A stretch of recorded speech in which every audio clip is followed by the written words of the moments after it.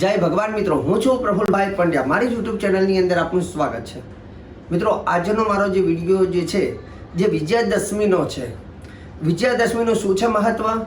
વિજયાદશમીના દિવસે વાહનનું મુહૂર્ત કઈ રીતે કરવામાં આવે છે, કયા સારા મુહૂર્તો છે, વિજયાદશમીનો કયો મંત્રથી તમે વિજયની પ્રાપ્તિ કરી શકો, વિજયાદશમીના દિવસે સ્થાપના વિધિ વિધાન જે કંઈ કરવામાં આવે છે એનું વિસર્જન શાસ્ત્ર પ્રમાણે કઈ રીતે કરવું, તો સંપૂર્ણ જાણકારી આજના મારા આ વિડીયોમાં રહેશે. તમે જો મારી યુટ્યુબ ચેનલમાં પહેલીવાર વધાર્યા હોય મિત્રો, તો ચોક્કસ મારા વિડીયોને લાઇક કરો, શેર કરો, સબસ્ક્રાઈબ કરજો અને બેલનું બટન ચોક્કસ દબાવજો, જેથી ધર્મને લઈને, શાસ્ત્રને લઈને હંમેશા હું જે જાણકારી આપું છું સરળતાથી તમારા સુધી પહોંચી શકે. મિત્રો, શરૂઆત કરીએ વિજયાદશમી. એવું કહેવાય છે કે વિજયાદશમી જે વિજય અપાવવા વાળી દશમી અને જેને વિજયાદશમી કહેવામાં છે, જેને દશેરા કહેવામાં આવે છે. આપણે બધા સૌ જાણીએ છીએ કે રામે રામ રમાડ્યા રાવણ રોયોમાં. ભગવાન રામજીએ રાવણનું વધ કર્યું હતું દશેરાના દિવસે.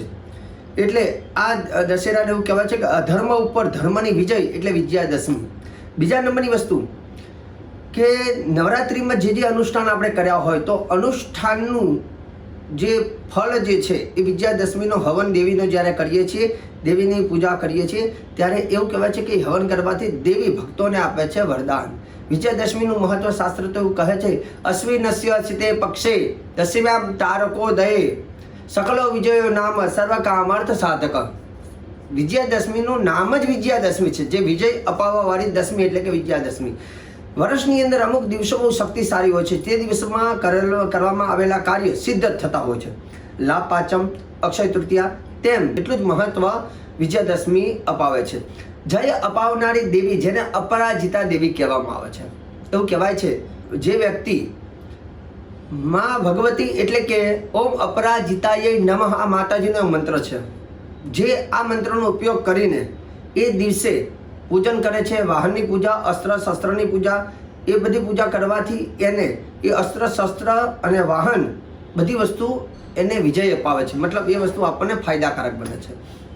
આપણે પણ જાણીએ છીએ કે ઇન્દ્રજીતે પણ પોતાના કુળદેવીનો યજ્ઞ કર્યો હતો. કેમ કે નિકુંજલા દેવીનો યજ્ઞ કરવાથી એને દિવ્ય શક્તિ મળે ને શક્તિથી ભગવાન સાથે યુદ્ધ કરી શકે. પણ એમનો યજ્ઞ જે હતો એનો વિધ્વંસ થયો અને હનુમાનજી અને વિભીષણ દ્વારા યજ્ઞને પૂર્ણ કરવામાં ન આવ્યું. કેમ કે ભગવાન પણ જાણતા હતા કે જો યજ્ઞ થશે તો દેવી શક્તિ જ્યારે વરદાન આપે છે, શક્તિના વરદાનથી ઇન્દ્રજીત પણ બહુ શક્તિશાળી બને છે. એટલે યજ્ઞને પૂર્ણ ન થવા દીધો.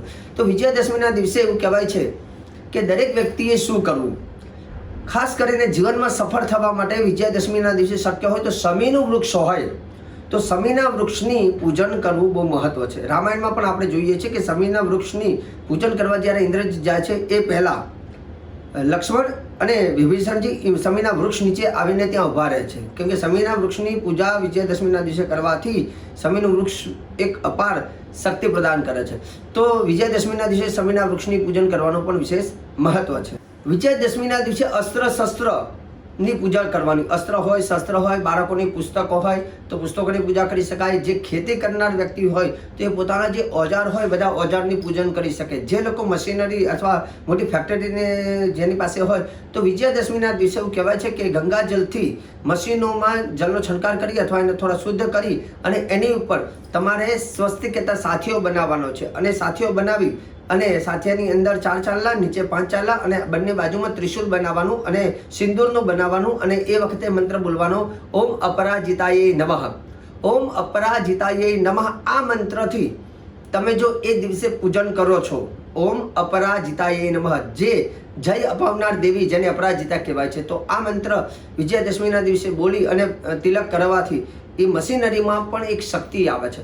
જે લોકો અસ્ત્ર શસ્ત્ર પોતાના ઘરે હોય તો એ લોકો પણ એ અસ્ત્ર શસ્ત્રને સાફ કરીને એવું એની ઉપર તિલક કરી અને ઓમ અપરાજિતાય નમઃ બોલી અને દેવીને પૂજન કરવાનું છે. શક્ય હોય તો અપરાજિતાને જે પુષ્પ હોય એ પુષ્પ અર્પણ કરી શકાય. તે ના હોય તો ગુલાબ વગેરે પુષ્પ અર્પણ કરીને પણ અસ્ત્ર શસ્ત્રની પૂજા કરી શકાય છે. હવે રહી વાત કે વિજયાદશમીનું મુહૂર્ત અને વાહન હોય તો વાહનની પૂજા કઈ રીતે કરવી તે પણ હું તમને જણાવું છું. તો જાણી લઈએ પહેલાં વિજયાદશમીના મુહૂર્તો. મુહૂર્ત હંમેશા હું જે આપું છું, હું ચોઘડિયા પ્રમાણે મુહૂર્ત નથી આપતો, હું હોરા પ્રમાણે આપું છું. કેમ કે શાસ્ત્રમાં હોરાને વિશેષ મહત્વ ગણવામાં આવે છે. તો વિજયાદશમીની જે શ્રેષ્ઠ હોરાઓ કઈ કઈ છે તો તો વિજયાદશમીના દિવસે સવારે વહેલા 6:34 થી માંડીને સવારે 7:34 જે બૃહસ્પતિની હોરા છે આ ટાઈમ શુભ છે. ત્યાર પછી બીજો સમય સવારે 9:32 થી બપોરના 12:29 નો સમય જે છે આ પણ શુભ સમય છે. ત્યાર પછી એવું કહેવાય છે કે અભિજીત મુહૂર્ત, અભિજીત મુહૂર્તને શાસ્ત્રમાં બહુ જ શ્રેષ્ઠ ગણવામાં આવે છે, કેમ કે વિજયાદશમીના દિવસે અભિજીત મુહૂર્ત એ બપોરે 12:05 થી માંડીને બપોરના 12:52 જે સમય છે આને અભિજીત મુહૂર્ત કહેવાય છે. આ અભિજીત મુહૂર્તમાં પણ આપ મુહૂર્ત કરી શકો છો. હવે રહી વાત વિજય મુહૂર્ત, તો એવું કહેવાય છે કે વિજયાદશમીના દિવસે વિજય મુહૂર્ત જે છે બપોરના 2:27 થી માંડીને 3:14 જે સમય છે આ વિજય મુહૂર્ત છે. તો મેં જે જણાવેલા મુહૂર્તોમાં ચોક્કસ આપ મુહૂર્ત ગાડી લાવવાની હોય, વાહન લાવવાનું હોય તો એ બધી વસ્તુ લાવીને તમે મુહૂર્ત કરી શકો. કંઈ પણ ખરીદી કરવી હોય તો વિજયાદશમીની ખરીદી શુભ ગણવામાં આવે છે, જેથી આ મુહૂર્તોમાં તમે ચાહે સુવર્ણ સોનાની ખરીદી હોય, વાહનની ખરીદી હોય, મકાનના દસ્તાવેજ કરવાના હોય, કોઈને બહાનું આપવું હોય તો આ બધા મુહૂર્તોમાં આપ કરી શકો છો.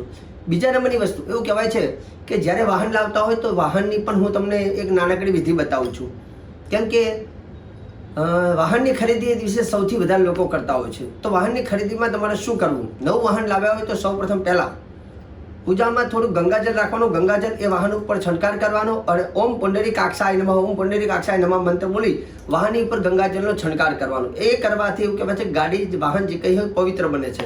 પવિત્ર બન્યા બાદ એ વાહન આપણને ફાયદો આપે તે માટે સ્વસ્તિક એટલે કે છેલ્લેથી બીજી આંગળીએ સાથીઓ એ વાહન ઉપર બનાવવાનો છે, નીચે 5 ચાંદલા કરવાના છે. એ કરવાથી અને એ વખતે તિલક કરતી વખતે બોલવાનું સ્વસ્તિ કલ્યાણમ, સ્વસ્તિ કલ્યાણમ.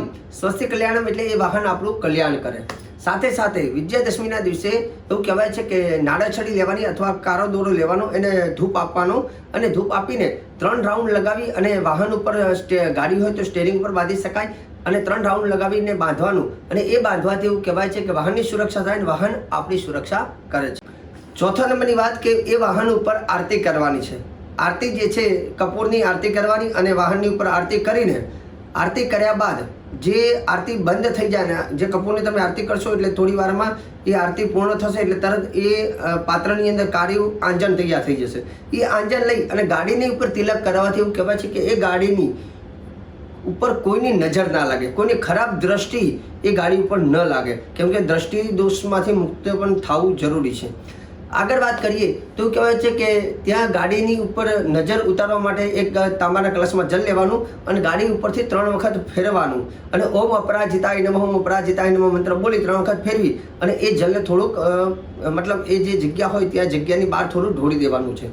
શક્ય હોય તો શ્રીફળ છોલેલું શ્રીફળ લેવાનું, એની ઉપર કપૂર મૂકીને શ્રીફળ 3 વખત મતલબ શ્રીફળથી એનું બલિદાન કહેવામાં આવે છે. કોઈ પણ વાહન લો તો એનું બલિદાન આપવું જરૂરી છે. જેનું શ્રીફળ નારિયેળનું બલિદાન આપવાનું, કપૂર મૂકી પ્રગટાવી અને 3 રાઉન્ડ લગાવી અને ત્યાર પછી કપૂર બંધ થઈ જાય એટલે શ્રીફળને વધેરી નાખવાનું છે. સાથે સાથે શક્ય હોય તો 4 લીંબુ લેવાના, 4 લીંબુની ઉપર એક કંકુનો ચાંદલો કરવાનો અને તમારો જે ગાડીના ટાયર હોય 4 ટાયરની નીચે એક વખત મતલબ એક લીંબુ મૂકવાનું છે. આ બધી વસ્તુ જે કંઈ છે તમારી બેન હોય, દીકરી હોય અથવા તમારા પત્ની હોય એમના હાથે આ બધું મુહૂર્ત કરાવવું જરૂરી છે. શક્ય હોય તો ગાડીની અંદર રક્ષણ કરનાર દેવ હનુમાનજી મહારાજ અથવા ગણેશજીને અંદર બિરાજમાન કરવાના. કુળદેવીનું નામ લઈ અને ગાડીને સેલ મારવાનો મતલબ ચાલુ કરવાની, કુળદેવીનું સ્મરણ કરી અને એ રીતે કરવામાં આવે છે જેનાથી વાહન તમારું કલ્યાણ કરે છે. હવે વાત કરીએ, જો તમે તમારા ઘરની અંદર મા ભગવતીની સ્થાપના કરી હોય, વિધિ વિધાન કર્યું હોય તો એનું વિસર્જન કઈ રીતે કરવું.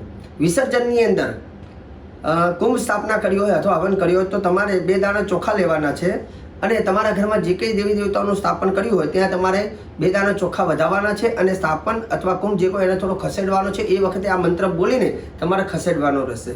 આ મંત્ર બોલવાથી જેમાં દેવ તત્વ હોય દેવ તત્વ ચાલ્યું જાય છે અને દેવી આપણને આશીર્વાદ આપે છે. મંત્ર છે યાંતુ દેવ ગણા સર્વે પૂજા માદાય પાર્થિવીમ ઇષ્ટકામ પ્રસિદ્ધ્યર્થમ પુનરાગમનાય ચ.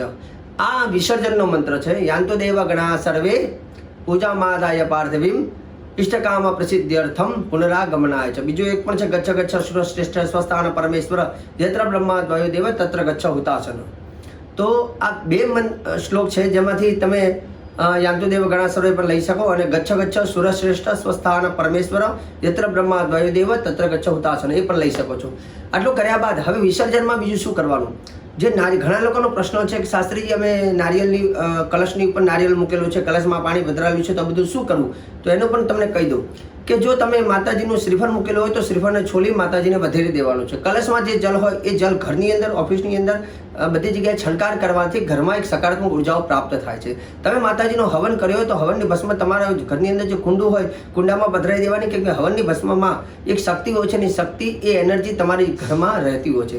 તમે માતાજીને પુષ્પ ચડાવ્યો હોય તો એનું જલમાં વિસર્જન કરી શકાય અથવા પુષ્પને ભેગા કરી એ કુંડાની અંદર તમે મૂકી શકો છો.